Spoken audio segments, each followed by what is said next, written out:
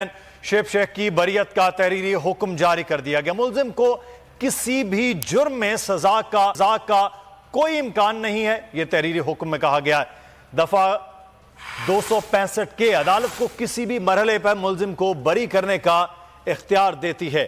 عبدالحسیب ہمارے نمائندے اس وقت ہمارے ساتھ ہیں۔ جی عبدالحسیب، آگاہ کیجئے گا، تحریری حکم نامے میں کیا کہا گیا ہے؟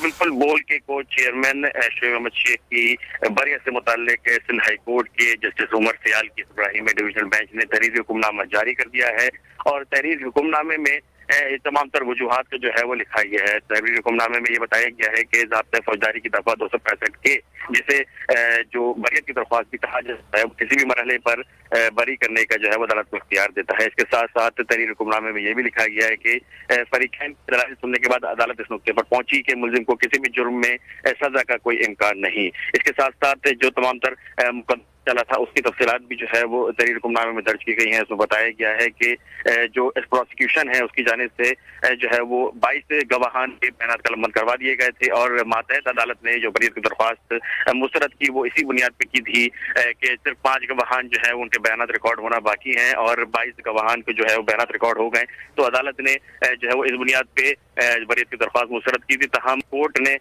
جو اپنے تحریری حکم نامے میں اس میں واضح طور پہ لکھا ہے کہ استغاثہ نے یہ بھی تسلیم کیا کہ ملزم کے خلاف جو ہے وہ کوئی شواہد نہیں ہے، کہ اس کی جو تفتیشی افسر تھے سعید میمن، انہوں نے بھی ٹرائل کورٹ کے روبرو تسلیم کیا کہ جرم ثابت کرنے جو ہے وہ بھی سامنے آ گیا۔ عبدالحسیب سندھ ہائی کورٹ سے متعلق، اور شکریہ آپ کا۔